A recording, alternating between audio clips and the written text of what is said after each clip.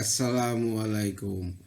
এলেম ও জিকির হইতে পড়াইতেছে 171। হযরত উবাদা ইবনে সামেদ রাদিয়াল্লাহু বর্ণনা করেন যে আমি রাসূলুল্লাহ সাল্লাল্লাহু আলাইহি সাল্লামকে ইরশাদ করিতে শুনিয়াছি যে যে ব্যক্তি মুমিন পুরুষ ও মহিলাদের জন্য মাগফিরাতের দোয়া করিবে, আল্লাহ তাআলা তাহার জন্য প্রত্যেক মুমিন পুরুষ ও মহিলার বিনিময়ে একটি করিয়া নেকি লিখিয়া দেন। 172। হযরত বারা ইবনে আযিব রাদিয়াল্লাহু আনহু বলেন, রাসূলুল্লাহ সাল্লাল্লাহু আলাইহি ওয়াসাল্লাম ইরশাদ করিয়াছেন, যখন দুইজন মুসলমান সাক্ষাতের সময় মুসাফা করে এবং আল্লাহ তাআলার প্রশংসা করে এবং আল্লাহ তাআলার নিকট মাগফিরাত চায়, যেমন বলে, তাদের মাগফিরাত করিয়া দেওয়া হয়। আবু দাউদ। 173। হযরত বারা ইবনে আযিব রাদিয়াল্লাহু আনহু বর্ণনা করেন যে রাসূলুল্লাহ সাল্লাল্লাহু আলাইহি ওয়াসাল্লাম ইরশাদ করিয়াছেন, তোমরা ওই ব্যক্তির আনন্দ সম্পর্কে কি বলো যার উটনী আপনার লাগামের রশি টানিয়া এমন কোনো জনমানবহীন ময়দানে পালাইয়া যায় যেখানে না খাবার আছে না পানি আছে, আর উটনির উপর সেই ব্যক্তির খাবার ও পানি রহিয়াছে এবং সেই উটনিকে তার তালাশ করিতে করিতে ক্লান্ত হইয়া পড়ে, অথবা সেই উটনী একটি গাছের কাণ্ডের নিকট দিয়া অতিক্রমকালে উহার লাগাম গাছের কাণ্ডের সহিত আটকাইয়া যায়, সেই ব্যক্তি উক্ত কাণ্ডের সহিত আটকাইয়া থাকা উটনীকে পাইয়া যায়। আমরা আরজ করিলাম, ইয়া রাসূলুল্লাহ, তাহার অনেক বেশি আনন্দ হইবে। রাসূলুল্লাহ সাল্লাল্লাহু আলাইহি ওয়াসাল্লাম ইরশাদ করিলেন, শোনো, আল্লাহর কসম, এইরূপ কঠিন অবস্থায় নিরাশ হইবার পর বাহন পাওয়ার দরুন এই ব্যক্তির যে পরিমাণ খুশি ও আনন্দ হইয়াছে, আল্লাহ তাআলা আপন বান্দার তওবার উপর এই ব্যক্তি অপেক্ষা অধিক খুশি হন। মুসলিম। 174। হযরত আনাস ইবনে মালিক রাদিয়াল্লাহু আনহু বর্ণনা করেন যে রাসূলুল্লাহ সাল্লাল্লাহু আলাইহি ওয়াসাল্লাম ইরশাদ করিয়াছেন, আল্লাহ তাআলা আপন বান্দার তওবার দ্বারা তোমাদের কারোর ওই সময়ের খুশি অপেক্ষা অধিক খুশি হন যখন সে আপন বাহন সহ কোনো বিজন মাঠে ময়দানে থাকে, আর বাহন তার নিকট হইতে ছুটিয়া চলিয়া যায়, উহার ওপর তার খানা পিনাও রইয়াছে, অথবা সে আপন বাহন পাওয়ার ব্যাপারে নিরাশ হইয়া কোনো গাছের ছায়ায় আসিয়া শুইয়া পড়ে। যখন সে আপন বাহন পাওয়ার ব্যাপারে একেবারে নিরাশ হইয়া গিয়াছিল, তখন হঠাৎ সে উক্ত বাহনকে দাঁড়াইয়া থাকিতে দেখিতে পায় এবং সে তৎক্ষণাৎ উহার লাগাম ধরিয়া ফেলে।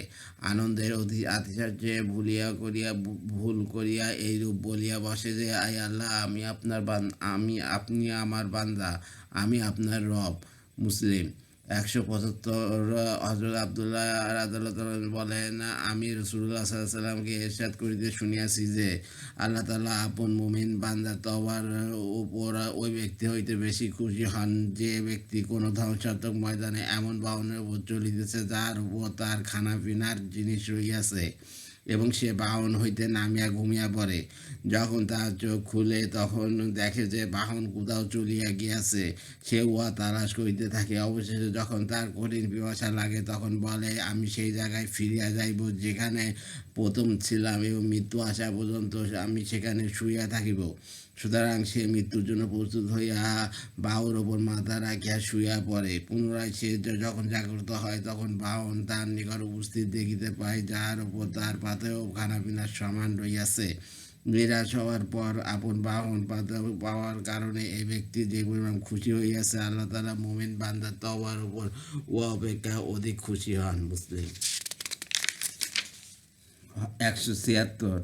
হযরত আবু মুসা রাদিয়াল্লাহু আনহু হইতে বর্ণিত আছে যে নবী করিম সাল্লাল্লাহু আলাইহি ওয়াসাল্লাম ইরশাদ করিয়াছেন, আল্লাহ তাআলা রাতভর আপন রহমতের হাত প্রসারিত করিয়া রাখেন যেন দিনের গুনাহগারের রাতে তওবা করিয়া লয়, এবং দিনভর আপন রহমতের হাত প্রসারিত করিয়া রাখেন যেন রাতের গুনাহের দিনে তওবা করিয়া লয়।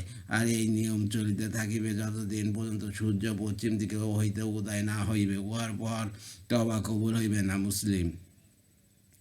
177। হযরত সাফওয়ান ইবনে আসাস রাদিয়াল্লাহু নবী করিম সাল্লাল্লাহু আলাইহি ওয়াসাল্লাম হইতে বর্ণনা করেন যে আল্লাহ তাআলা পশ্চিম দিকে তওবার একটি দরজা বানাইয়াছেন। উহা দৈর্ঘ্যের কথা আর কি বলিব, উহার প্রস্থ 70 বছরের দূরত্বের সমান। উহা কখনো বন্ধ হইবে না যতক্ষণ না পশ্চিম দিক হইতে সূর্য উদয় হইবে। পশ্চিম দিক হইতে সূর্য উদয়ের সময় কিয়ামত নিকটবর্তী হইবে এবং তওবার দরজা বন্ধ করিয়া দেওয়া হইবে। তিরমিজি। 178। হযরত আব্দুল্লাহ ইবনে উমর রাদিয়াল্লাহু আনহু হইতে বর্ণিত আছে যে নবী করিম সাল্লাল্লাহু আলাইহি ওয়াসাল্লাম ইরশাদ করিয়াছেন, আল্লাহ তাআলা বান্দার তওবা ততক্ষণ পর্যন্ত কবুল করেন যতক্ষণ গড়গড় অর্থাৎ মৃত্যুর অবস্থা আরম্ভ না হইয়া যায়। তিরমিজি। ফায়দা মৃত্যুর সময় যখন বান্দার রূহ দেহ হইতে বাইর হইতে আরম্ভ করে তখন গলার নাড়ির ভিতরে এক প্রকার আওয়াজ হয় যাকে গড়গড়া বলে। উহার পর আর জীবনের আশা থাকে না। ইহা মৃত্যুর শেষ এবং নিশ্চিত আলামত। অতএব এই আলামত প্রকাশ হইবার পর তওবা এবং ঈমান আনা গ্রহণযোগ্য হয় না।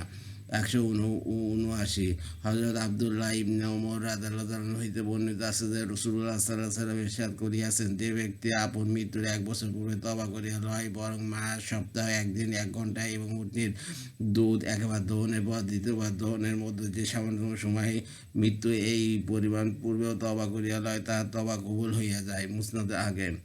180 হযরত আব্দুল্লাহ ইবনে মাসউদ রাদিয়াল্লাহু আনহু বর্ণনা করেন যে নবী করিম সাল্লাল্লাহু আলাইহি ওয়াসাল্লাম ইরশাদ করিয়াছেন, যে ব্যক্তি কোনো ভুল করিয়াছে অথবা কোনো গুনাহ করিয়াছে অথবা লজ্জিত হইয়াছে, তার লজ্জিত হওয়া তার গুনাহের জন্য কাফারা স্বরূপ। বাইহাকী। 181 হযরত আনাস রাদিয়াল্লাহু আনহু বর্ণনা হইতে বর্ণিত আছে যে নবী করিম সাল্লাল্লাহু আলাইহি ওয়াসাল্লাম ইরশাদ করেছেন, প্রত্যেক আদম সন্তান গুনাহগার, আর উত্তম গুনাহগার তাহারা যারা তওবা করে। তিরমিজি। 182 হযরত জাবের ইবনে আব্দুল্লাহ রাদিয়াল্লাহু আনহু বলেন, আমি রাসূলুল্লাহ সাল্লাল্লাহু আলাইহি ওয়াসাল্লামকে ইরশাদ করিতে শুনিয়াছি যে মানুষের সৌভাগ্যের মধ্য হইতে ইহাও একটি যে তার জিন্দেগি দীর্ঘ হয় এবং আল্লাহ তাআলা তাহাকে নিজের দিকে আল্লাহ তাআলার প্রতি রুজু হওয়ার তৌফিক দান করেন। মুসনাদে হাকিম। 183 হযরত আকরার রাদিয়াল্লাহু আনহু বর্ণনা করেন যে রাসূলুল্লাহ সাল্লাল্লাহু আলাইহি ওয়াসাল্লাম ইরশাদ করিয়াছেন, হে লোকেরা, আল্লাহ তাআলার নিকট তওবা করো, কেননা আমি স্বয়ং আল্লাহ তাআলার নিকট দিনে 100 বার তওবা করি। মুসলিম। 184 হযরত আব্দুল্লাহ ইবনে জুবাইর রাদিয়াল্লাহু আনহু বলেন, এ লোকেরা, নবী করিম সাল্লাল্লাহু আলাইহি ওয়াসাল্লাম ইরশাদ করিতেন, যদি মানুষ সৈন্য দ্বারা পরিপূর্ণ একটি ময়দান পাইয়া যায় তবে দ্বিতীয় অপর একটির খায়েশ করিবে, আর যদি দ্বিতীয়টি পাইয়া যায় তবে তৃতীয়টির খায়েশ করিবে। মানুষের পেট একমাত্র কবরের মাটিরই ভরিতে পারে, অর্থাৎ কবরের মাটিতে যাইয়া সে তার এই মাল বাড়াবার খায়েশ হইতে বিরত হইতে পারে। অবশ্য আল্লাহ তাআলা সেই বান্দার উপর দয়া করেন যে আপন দিলকে দুনিয়ার দৌলতের পরিবর্তে আল্লাহ তাআলার দিকে রুজু করিয়া লয়। আল্লাহ তাআলা তাহাকে দুনিয়াতে দিলের শান্তি নসিব করেন এবং মাল বাড়াবার লোভ হইতে তাকে হেফাজত করেন। বুখারী। 185 হযরত জায়েদ রাদিয়াল্লাহু আনহু হইতে বর্ণিত আছে যে তিনি রাসূলুল্লাহ সাল্লাল্লাহু আলাইহি ওয়াসাল্লামকে ইরশাদ করিতে শুনিয়াছেন যে, যে ব্যক্তি বলিবে তাহার মাগফিরাত করিয়া দেওয়া হইবে, যদিও সে জিহাদের ময়দান হইতে পলায়ন করে। এক রেওয়াতে এই কালামগুলো 3 বার পড়ার কথা বলা উল্লেখ রহিয়াছে। অত আমি আল্লাহ তাআলার নিকট মাগফিরাত চাইতেছি, যিনি ব্যতীত কোনো মাবুদ নাই, তিনি চিরঞ্জীব, সংরক্ষণকারী, এবং তাহারই নিকট তওবা করিতেছি। আবু দাউদ।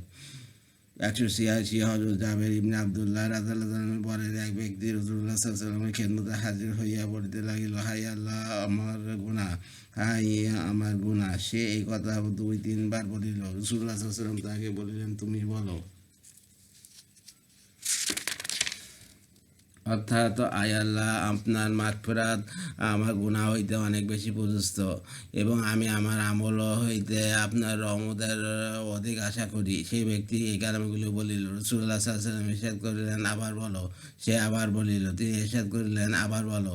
তৃতীয়বারও এই কালামাগুলি বলিল।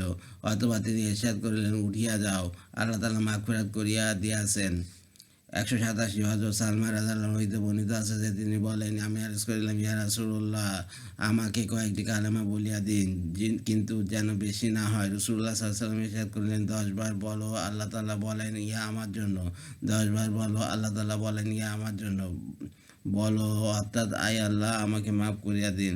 আল্লাহ তাআলা বলেন, আমি মাফ করিয়া দিয়াছি। তুমি ইহা 10 বার বলো। আল্লাহ তাআলা প্রত্যেকবার বলেন, আমি মাফ করিয়া দিয়াছি। তারপরে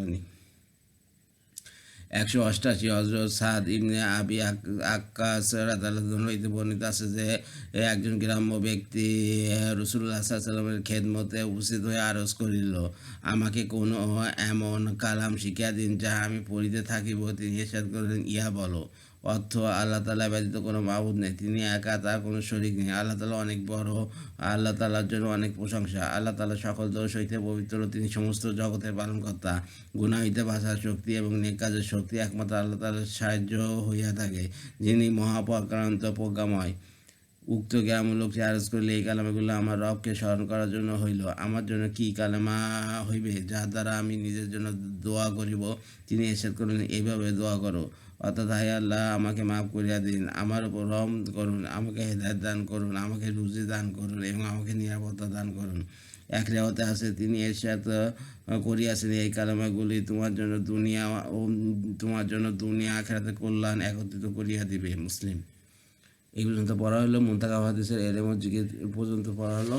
আমার ইউটিউব চ্যানেল রিপন কুরাজ, ওইটাকে আপনার সাবস্ক্রাইব করবেন, লাইক কমেন্ট শেয়ার দেবেন আমার ভিডিওতে বেশি বেশি। আর রিপন কুরাজ হচ্ছে আমার ফেসবুক পেজ, ওটাকে আপনার ফলো করে রাখবেন। আর এতে আমি বেশি উৎসাহিত হই। সবাই ভালো থাকবেন, সুস্থ থাকবেন। আল্লাহ হাফিজ।